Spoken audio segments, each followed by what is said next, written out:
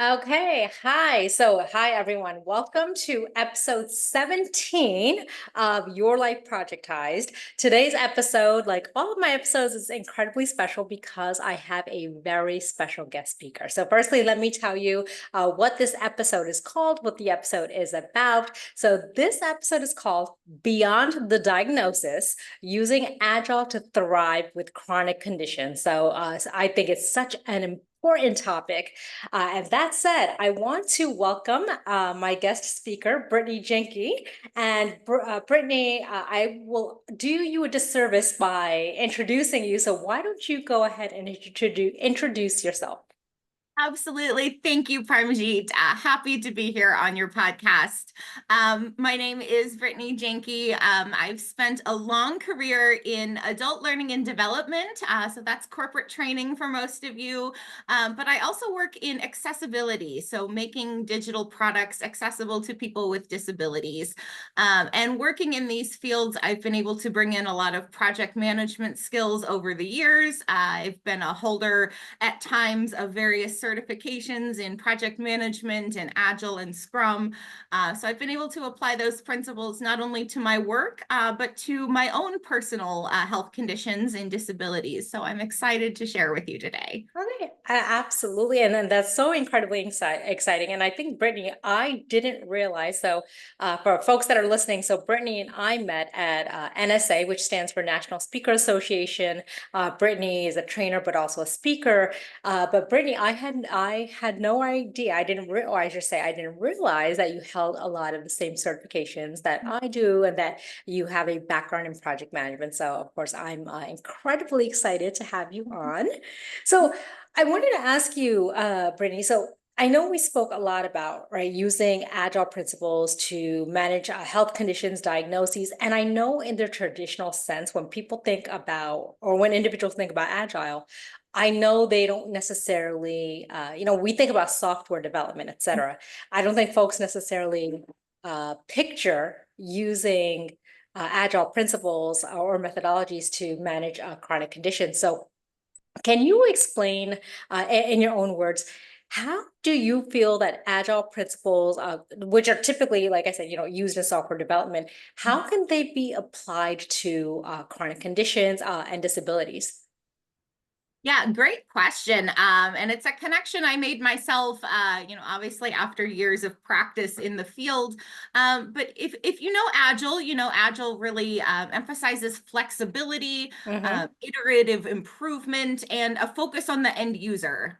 So when you start to apply those things to disabilities or chronic conditions, you might look at them different ways. Things like a cross-functional team in a project, maybe your cross-functional team of healthcare providers if you're managing a condition. So using some of the same terminology and frameworks can really help us manage a disability or a chronic condition in an agile way, just by keeping those principles of flexibility and continuous improvement in mind. Sure, absolutely. And what was your, Brittany, so what was your inspiration what was your inspiration behind tying agile to, the health management? Because again, as I just shared, when we typically think about agile, you don't think, oh, I can apply agile or project management to manage a health event. Yeah, and for me, it was one of those almost serendipitous moments. Mm-hmm. I was working in project management in learning and development, so I was leading large training projects with lots of stakeholders, lots of deliverables. So I was well entrenched in using project management in my day to day, and receiving a diagnosis after having several different doctor's appointments and specialists and all the things we go through. My diagnosis is fibromyalgia, which is one of those odd, anomalous, disabilities or conditions for some. A lot of unexplained things around that condition, and so taking that uncertainty of not only the condition itself, but how I was going to manage it, Agile just seemed natural, Yeah. to be able to take a flexible approach and be able to try different things and, look at my look at my world a little differently instead of, this was a final, this is something you have to live with forever type diagnosis. Is no, Yeah. this is something I can work around and manage and incorporate into my life just by using some of these principles. Absolutely. And I love that perspective. And I think, right, I've shared with you before, I also, I was diagnosed with multiple sclerosis in 2008. And thankfully, I've been in remission for 8 years, thanks to a successful stem cell transplant. Yes. But I applied project management principles and methodologies because I thought, life is a project, right? And so agile Sure. principles or traditional waterfall principles and methodologies in project management can be applied to these very serious events in our lives. So how did you then bring, and can you share maybe specifics about what different agile principles or methodologies did you use when you were managing your diagnosis of and also thank you very much for being so transparent and sharing that very personal thing. Of course. I think understanding, a disability or a chronic condition, something like fibromyalgia or even multiple sclerosis, something that your personal energy levels, ability levels may change from day to day. And I think that's where Hmm. the flexibility of Agile really shines when Yeah. it comes to managing a condition like that. Because I will have days where I'm feeling amazing and I can get anything done. And then Yeah. there are days where I am exhausted and in pain and I need to, maybe take a long nap, Sure. take myself out of commission for a few hours, just to be able to manage the rest of my day. So having that flexibility of Agile in mind and knowing that you can iterate, you can try different things on different days and see what works for you. I'm a big fan of journaling. I keep lots of notes on things that have worked for me, and I can see patterns in my own health conditions. I'm big on data, as most of us project people are, but Yeah. I like to see the data, and a lot of that comes from my own observations of my own health, the notes that I take, apps that I use to track different things. But I think it comes back to that flexibility and iterative adaptiveness of Agile, because I've worked in waterfall environments too, and I don't think it applies the same way to health conditions, because waterfall can be a little more rigid. You're expected to plan a lot of things up front before you initiate into your project, and healthcare doesn't work like that. You might have to reschedule doctor's appointments on availability or how you're personally feeling. I may need to get in for an extra appointment, based on management of my own conditions. So really using that iterative data gathering flexible approach is what has served me very well. Absolutely. And Brittany, I don't know if this is the case with you, because so I know as a patient with a chronic condition, right? I know that I am tied into a lot of different patient pools and patient communities, right? Other individuals who have disabilities, and so when you're speaking to maybe some, firstly, let me ask: is it the same for you, or are you connected to a lot of different patient pools? I am. So in my work in accessibility and disability advocacy, I've come across a lot of people, a lot of connections, either, people with the same condition I Hmm. have that can give me some insight on the, what things that work for them, or just people with other disabilities that they manage, and, ways that they look at their schedule or their planning purposes. So a lot of these project management type principles do apply to a lot of different conditions. So yes, I have a wide, advocacy network. I have, multiple healthcare providers myself I work with. I have, of course, my friends and my family that Yeah. support me. So a lot of that's my Agile cross-functional team, as I said early on, is not only all those healthcare providers, but the support networks of, other people with other conditions as well. Yeah, absolutely. And so that said, Is there advice? So when when you're talking to your patient friends who might be dealing with a new diagnosis, or or maybe they've been diagnosed for quite some time, and you're sharing with them how to be flexible in managing their health condition, because as you just mentioned, and it's so true, healthcare is not binary, and the way we feel changes often. And like you said, right, you could have a day where you're having an amazing day and you feel like superwoman, which you absolutely are.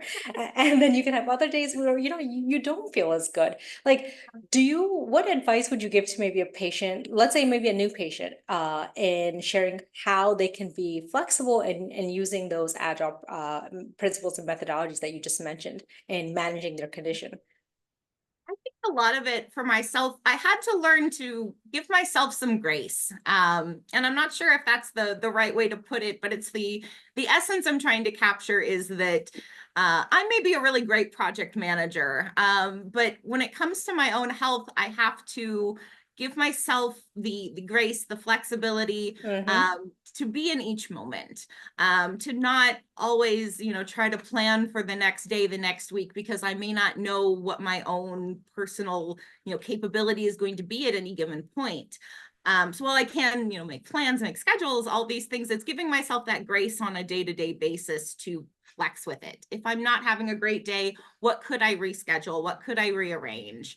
What could be flexed, postponed to a day where, I have more capability, and I have more, availability to dedicate to whatever that task is.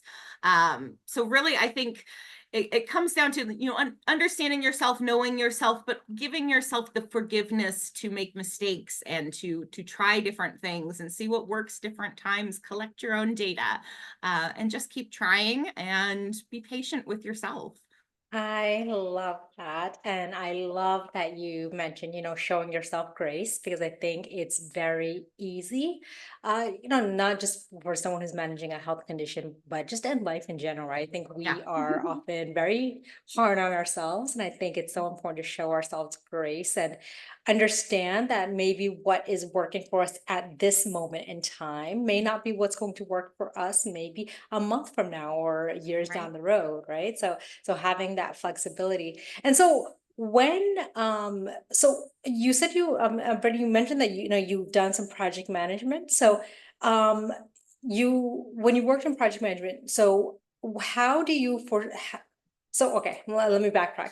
If you were to use project management, right, like a very typical waterfall approach, right, Mhm. in managing a health condition, how do you see applying agile principles, maybe and maybe as being, and maybe I'm not using the right terminology, being better, Mm. agile being a better methodology, a better approach to managing a health condition, versus maybe a more rigid waterfall approach. Sure.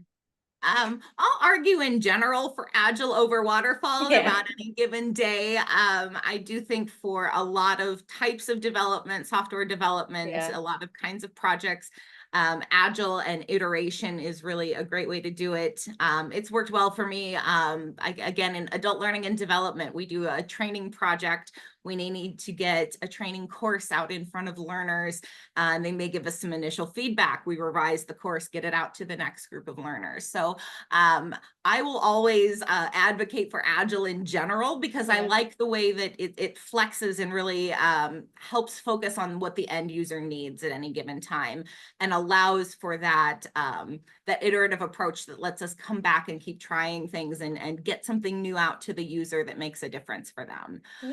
So there's my little plug for Agile in general, just Yeah. because I like the way it works. But I think it applies, like you said, waterfall can be rigid, and it's great for some kinds of projects. I have worked plenty of waterfall projects in my life. There are projects out there.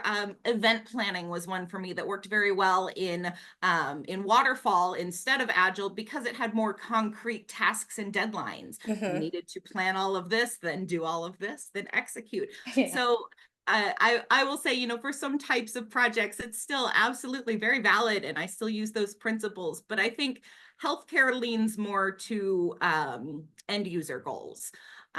We're looking at ways that we can continually improve the end user experience. And when it comes to disabilities or healthcare conditions, that end user is us. And so we have to think of ourselves as both our own project manager and end user, which is, different hats to wear sometimes. And, how do I manage the things, but also care about myself and what I'm getting out of managing these things. So very much applying Agile makes more sense just because it is a less rigid environment. Yeah. Not to knock waterfall for what it's good for. Yeah. It has its purposes.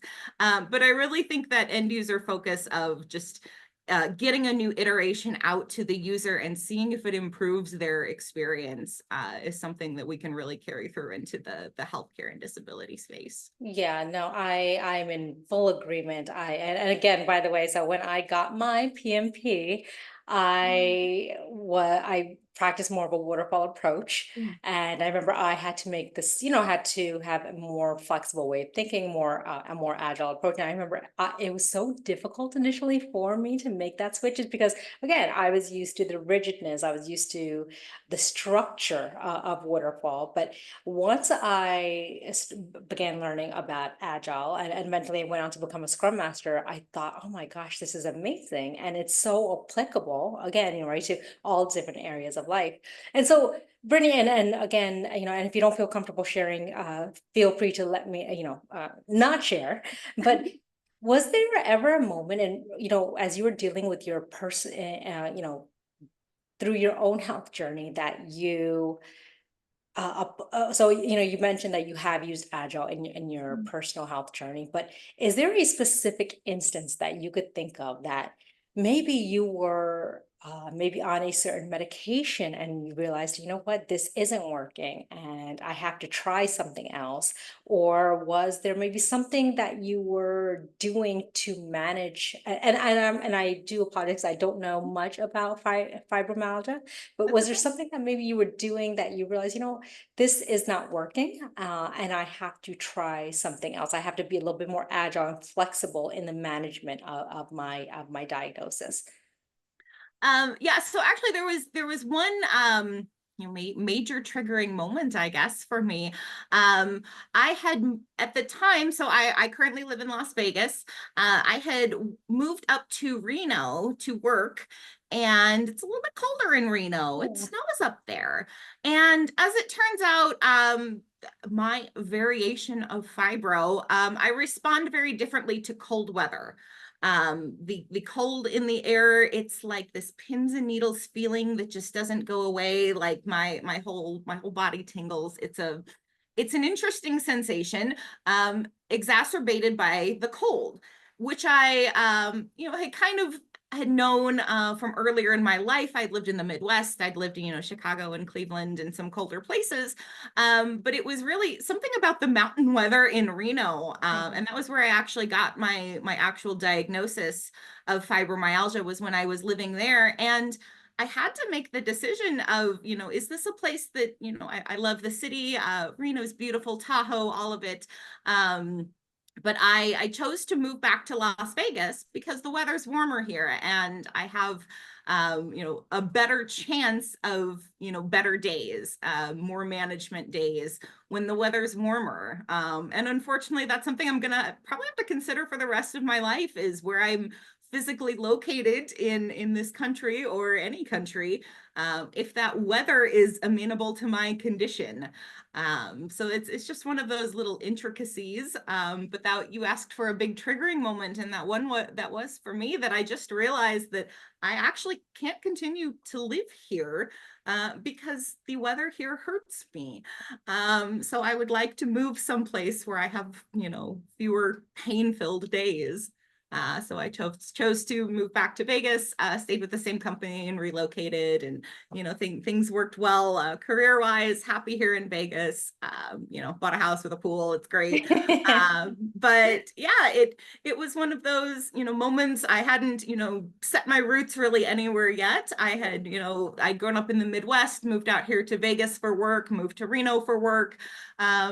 And it really was one of those, hey, guess what, girl? Cold weather is not for you.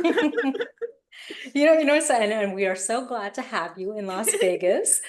Yeah, I think I don't know how much you know about multiple sclerosis. So a lot of MS, but not all MS patients. We call MS the snowflake disease because no two patients are the same. Yeah. And for a lot of MS patients, the heat bothers us a lot. It actually makes a lot of our symptoms act up. And even me, even though I've had a chemotherapy-based stem cell transplant, even though I've been in remission for almost 8 years, if I'm in extreme heat, it still makes a lot of my former symptoms called ghost symptoms act up.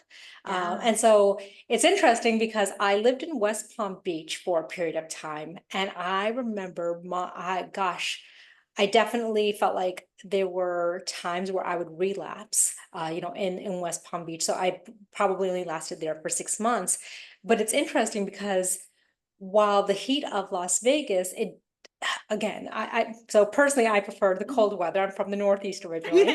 Um, but the heat of Las Vegas doesn't bother me as much, but I've definitely thought to myself several times that I don't know how much longer maybe I can be in Las Vegas, Yeah. given how the temperature affects me. But yeah, no, thank you for sharing that. I appreciate that very much. And so I know And we're it's a getting. very sorry, it's a very little explored condition sometimes, the way that weather affects the body. Things like humidity and barometric pressure, as well as temperature. So there's some interesting research out there we could probably have a further talk on about how all of that affects different conditions. But yeah, it's a very interesting point, how fibro reacts one way and MS reacts the other way. And I wonder if humidity has something to play with yours because Vegas has such low humidity, or Yeah, I'm not I sure. wonder because the interesting thing is but I also can't handle extreme cold. Okay. So when it gets extremely cold, my back, you know how a cat arches its back sometimes? My back arches like a cat when it's extremely cold and it's painful. So Yeah. I think 80 degrees, no humidity is perfect for me. But yeah. So and I know, Brittany, we're getting to the end of our time. So Sure. so I do have two questions for you. So the first one I'm going to ask is, what is one piece? So as we're wrapping up the session, what is one piece of, and I know you shared some advice in the beginning of our session, but what is one piece of advice that you would want patients, whether they're dealing with fibromyalgia, multiple sclerosis, cancer, and whatever it is that they may be dealing with, what is one piece of advice that you feel is critical that they should understand about the application of Agile in their day-to-day life? Um, I think probably the most important thing I'd want someone to take away is going back to that, multiple hats. So be sure to wear your project manager hat and manage your tasks, your life, your doctor's appointments and all of the things. But put that end user hat back on sometimes, and put yourself in the position of you are the person that this project is being managed for. Mm-hmm. It is your outcomes that that project manager is concerned about. So it was a struggle, I think, for me at first to wear both hats and realize that hey, I'm that end user too. Yeah.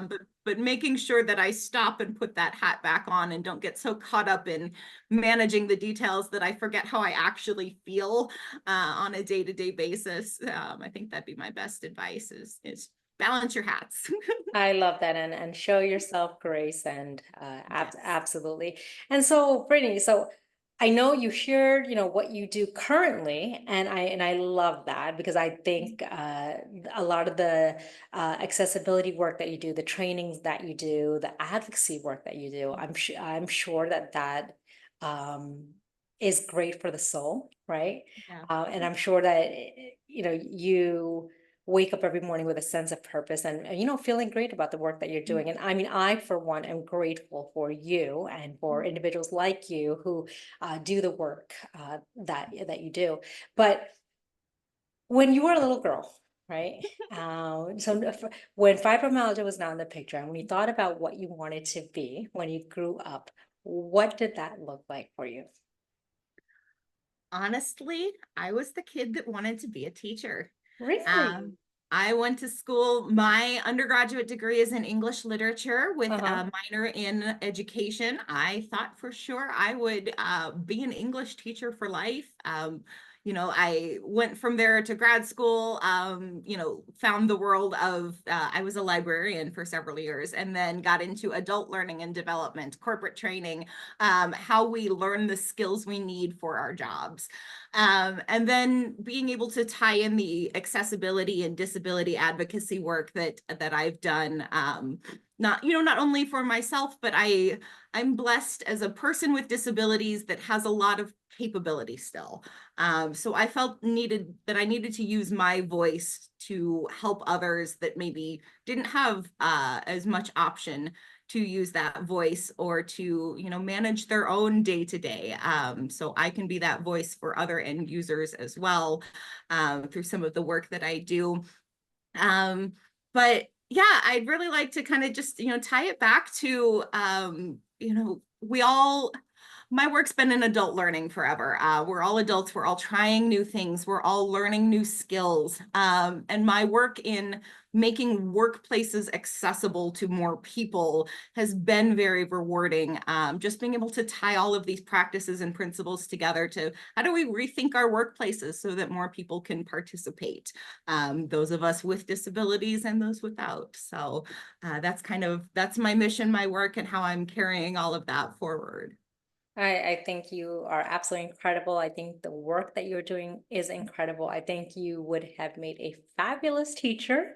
But of course, I am glad that, again, that you're doing the work that you're doing because I know I'm grateful for it. And I'm positive that many other individuals that, that are in the workplace or do use, different systems that they are grateful for individuals like you pushing to make things more accessible for not just the disabled communities, but just for all communities. So again, very appreciative of you, and I'm so grateful that you decided to be on this podcast. Thank you. Thank you so much for the invitation. It was really a pleasure chatting with you about what we have in common in the both project management and disability world. So love to continue the conversations with you, of course. Absolutely. We will make that happen. All right. Okay. Have a great rest of the day. You too, Parmjit. Thank you. Bye. Bye.